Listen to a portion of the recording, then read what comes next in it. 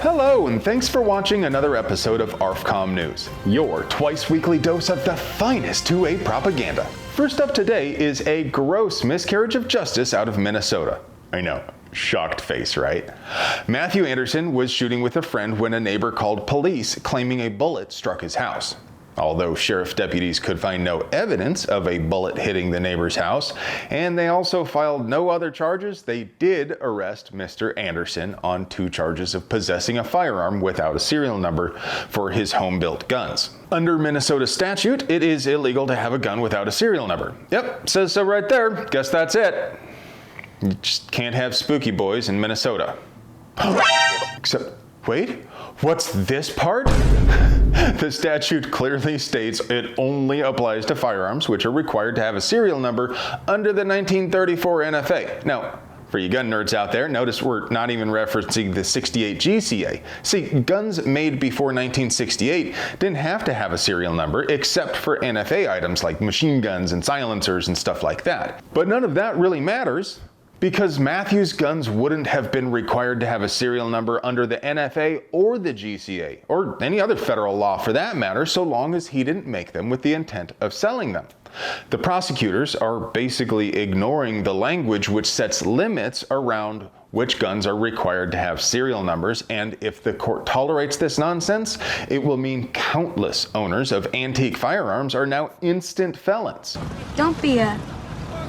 Matthew pleaded not guilty, and his mother set up a Give Send Go page, which we'll link down there in the doobly-doo, so please do what you can to help. And just as Matthew can't fight an unjust legal machine without your support, it would be impossible for us to produce quality 2A propaganda without sponsors. So, let's pay some bills. Today's video is sponsored by TNVC.com, your source for bespoke, artisanal night vision products in all the latest colors.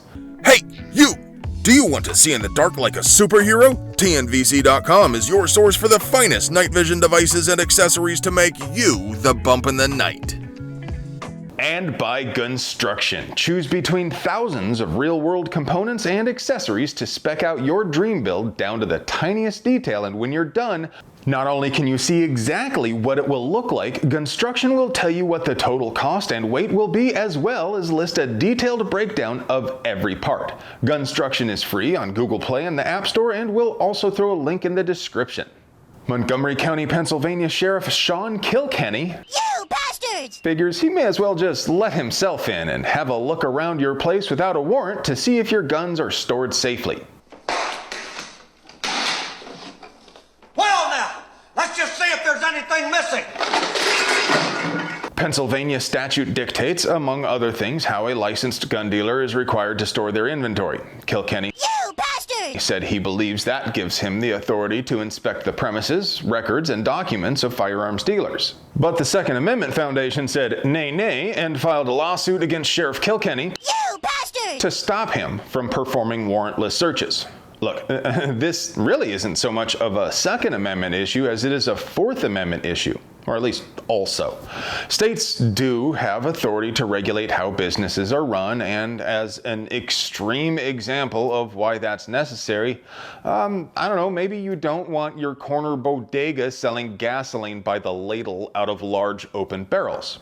Sure, there is enormous room to debate about what the regulations ought to be to keep people safe within the minimum burden on businesses. But the fact it would be possible to hide a dead hooker in my trunk doesn't give police the authority to just search every car's trunk to find out if any laws are being broken. If you want to help the SAF in this and all the other good work they're doing, please go to saf.org/donation-page and flip them a few ducats. Come on, you can wait another week to finish your blood diamond build. By now, I'm sure you've heard all about how the president's crackhead son got a plea deal for lying on a 4473 gun transfer record.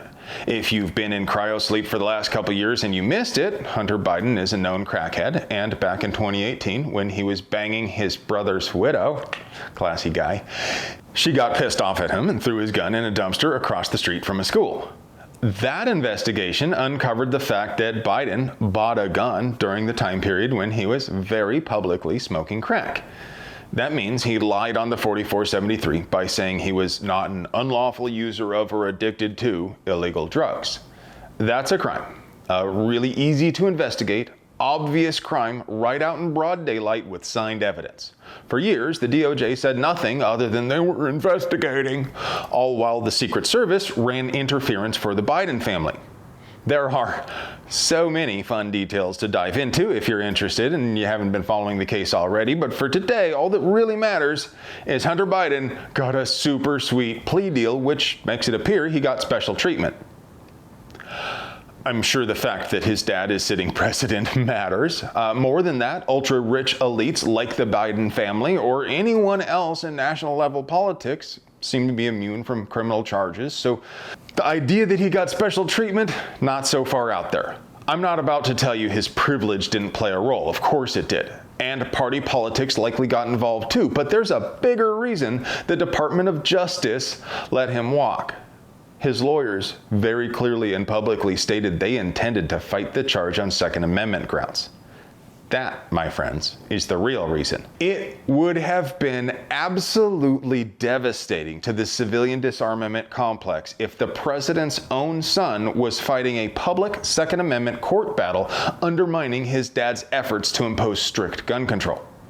But as bad as those optics would be, Hunter Biden's legal team has the resources to mount a truly effective fight, and they'd almost certainly win post-Bruin. The DOJ couldn't risk a loss, especially such a politically devastating one. That, my friends, is the real reason Hunter Biden got such a sweet deal. And now, for your moment of zen. All that hate's gonna burn you up, kid. Keeps me warm.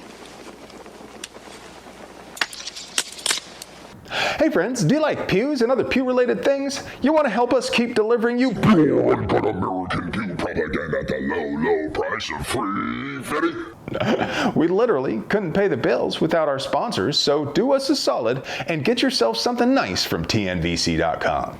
You deserve it. I love you.